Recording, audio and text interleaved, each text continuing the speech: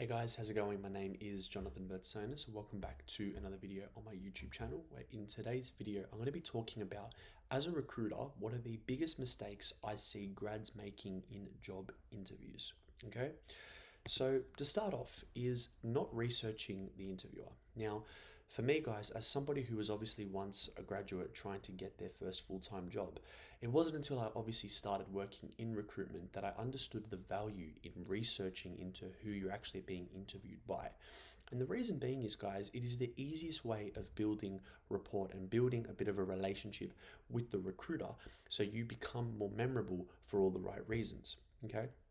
The biggest thing you guys need to understand in job interviews, regardless of your seniority, is that the way that you make the recruiter feel is genuinely sometimes more important than what you're actually talking about or how you actually present experience wise or value wise. Okay, it's all about presenting as a candidate that the recruiter can see themselves working with. Okay, at the end of the day, recruiters are just like anybody else, they are humans. Okay, which means they are highly influenced by emotion. So if you are able to make a recruiter feel valued and feel good about themselves, they're going to be more likely to progress you just based on the feelings that they associate with you. Okay, now how does researching the interviewer actually have anything to do with this? Well, it's quite simple. So one thing that I started to do when I was trying to get so I was in my first full-time job for about 6 months. I realized that it wasn't really for me. And I said, okay, I'm going to try and look for a new full-time job. Now, what I was able to do with that was that once I started being interviewed by other people, I started to look into their background. And the reason why is because the easiest way I can give you guys, like the easiest thing I can put you guys on straight away, is they're going to ask you, the interviewer, they're going to ask you, well, why this company? Why do you want to work for this company? Or, why are you here? What do you value in a company? Things along these lines, okay? The easiest thing I can give you guys, the easiest tip I can tell you straight away as a recruiter that has been done on me in interviews, and I respect it, and I've also done in interviews, is literally talking about, so the person that's interviewing you, if you visit their LinkedIn, okay, you'll realize 9 times out of 10 they didn't just get hired for that one senior position. A lot of the time, that person, they've been at one point in the company and they've worked their way up. Okay, 90% of candidates out there, they value that idea. They don't want to keep jumping ship to a different company every 1 to 2 years. They actually love the idea of starting at one place and growing with that team. So what you say is, you talk about how, you value growth, you value expanding in a team, you value growing internally, and you notice that with the interviewer themselves, after doing research on them or just checking out their LinkedIn, you see that, you're obviously living that process, and that inspires you to want to work for a company like this. Okay, something like that, guys, so simple, so easy, is going to get the recruiter feeling valued. It's going to, do something to their ego. It's going to make them feel really good about themselves, like, oh, okay, like he's right, like I've actually done something really good, like I've grown in this company, and this person now wants to be like me. And not just wants to be like me, but he also values, he obviously has done his research, and he understands what the company values, and what the core values of the company are, and he aligns with them really well. So you're not only making the recruiter feel good, but you're also making the recruiter feel like, okay, this guy actually understands our company and what we're trying to achieve here. And that's already going to put you in a much better place than if you knew nothing about this person. you know the other aspect of researching into the recruiter, and by the way, guys, I'm not talking about doing like some crazy stalking stuff, like going on their bloody parents' Facebook and stuff like that. I'm not talking about that at all.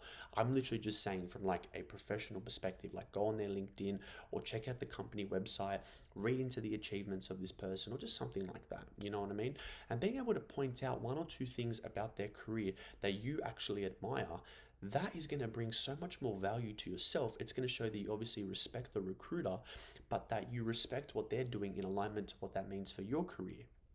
And that is super important, guys. Okay, that's the positive feeling that's going to give the recruiter. And what this does, guys, is it doesn't guarantee that you're going to progress to that next stage of the interview, but what it's more likely going to give you now is a relationship with that recruiter that you can then build on for future purposes. Okay, you may not pass for that particular job, that's fine. You may keep in touch with that recruiter though. They may know somebody else who's hiring, and you're able to build on that relationship. Okay, so it's literally like the best free game I can give to anybody going into a job interview is just do your research about the recruiter. Now, it doesn't mean you have to shoehorn in every fun fact you know about the person. Obviously, only bring it up at the appropriate time, but yeah, it's just something like that I think is a really, really good thing, and I think it's a really underrated thing that when executed correctly is a fantastic strategy. Okay. And this leads me to my second point now, is not reading the job description. So I understand, guys, okay? I was a graduate as well. I understand the feeling of putting out hundreds of applications, getting no responses, and then you finally get an interview and you don't even care what the job is at this point. You just want to go in for a job interview, okay? I get that feeling. I understand the desperation 110%, okay? But we need to make sure, guys, we are actually reading the job description. We need to understand what we're actually going in for, okay? My mistake when I was literally a graduate going in for my first few job interviews was I just ignorance is blistered to the core. I did not even research what I was going in for half these opportunities. Like I knew the title of the role, but I knew nothing else because I always just was confident that I'd be able to deliver a good job interview. You know what I mean? This is obviously before I knew all that I knew now. But the best advice I can give is just make sure that you actually know what you're getting yourself into. Okay, you don't have to know everything about the company, okay, but just understand who the company are, understand who they serve, understand who, like, what their mission is, understand who their clients are, understand where are you coming into the picture. You know what I mean? Like when the company is trying to achieve its goal, what part are you going to be in the process? You know what I mean? Once you're able just to fill in a few of these holes, even if it's just like 20% more knowledge or even just 10% more knowledge, okay, you're still going to do better off than just knowing nothing. Okay, so make sure, guys, you actually know what you're getting yourself into, because the last thing you want to do, guys, is finally get a job interview, get into the interview, and just appear lost, appear like you don't know what's going on around you. Then they pick up on that, you get rejected, and then you feel worse about yourself, and then the search continues, and you have no idea what you're getting yourself into moving forward. Okay, so just make sure, guys, you're actually studying that job description, you're actually studying what the purpose is for the position. And if you can, guys, try and get those questions, try to get that information out of the recruiter earlier in the process. So typically, for more so my Australian audience, when you're actually getting that screening call, make sure you're actually asking questions. Understand their need for hiring, understand how long the role's been open for, understand, what exactly these people are prioritizing in the position, so then once you get there on game day, on interview day, that you actually know everything that's going on, or you're as best educated as possible. Okay, and this leads me to my third and final point. Now this is probably the most important out of the three, I would say, is you're talking too much. Okay, you're talking too much in these interviews and not with enough relevancy. Okay, this was genuinely like when I first started recruiting in financial services and I was conducting interviews for the first time. This was something that's always stuck with me, is if a person talks too much, it's very easy to lose me in an interview, and it's very easy to lose a lot of recruiters.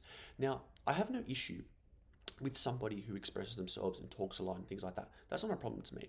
The problem is when I ask one question and I get 10 other answers for other questions, and the question that I asked, I'm still curious as to what the answer is, because this person's taken me on a whole journey in an answer and it's too long.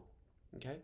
This was something that I had to work on as well when I was actually going in for job interviews. And it's funny because the actual company that I got hired for my first full-time job, I had my first interview with them. And at this point, guys, I was like a couple months in my job search, and I was like really just trying to understand, like I said to myself, like, okay, even after every interview, regardless if I get the job or not, I just want to ask the recruiter if they had any feedback for me. And I remember I spoke to the person who ended up hiring me, but after our first interview, I spoke to him and I said, look, obviously, I want to get in recruitment. I really enjoy this type of work. I want to get into this type of work. Based on my interview, is there anything that you would improve about my presentation? If I was to progress, or even if I don't, what is something that I should improve on? And he was very honest with me. He literally said, like, look, your answers were really good. I can tell you really like recruitment, but you talk too much. Like your answers, you lose me when you talk too much. And I was like, oh, okay. So that's when I realized, like, I have to be a lot more concise, a lot more to the point. And that's when I started to notice it in other candidates. Okay. So you need to make sure, guys, it doesn't matter whether you talk for 1 minute or 4 minutes. You just need to make sure that you're actually bringing value to the answer. And 9 times out of 10, guys, you can arrive at that value between 90 seconds and 3 minutes. Okay, it's very, very simple to do so. You just need to make sure you are short and sharp and genuinely answering what the question is asking.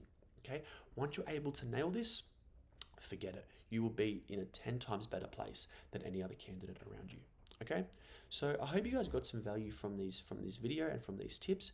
If you guys would like to work with me on a one-to-one level, or you want some more help with the implementation side of things, feel free to click the links below. I'm more than happy to help you guys more. Hope you guys enjoyed. Take care, and I'll see you guys in the next video.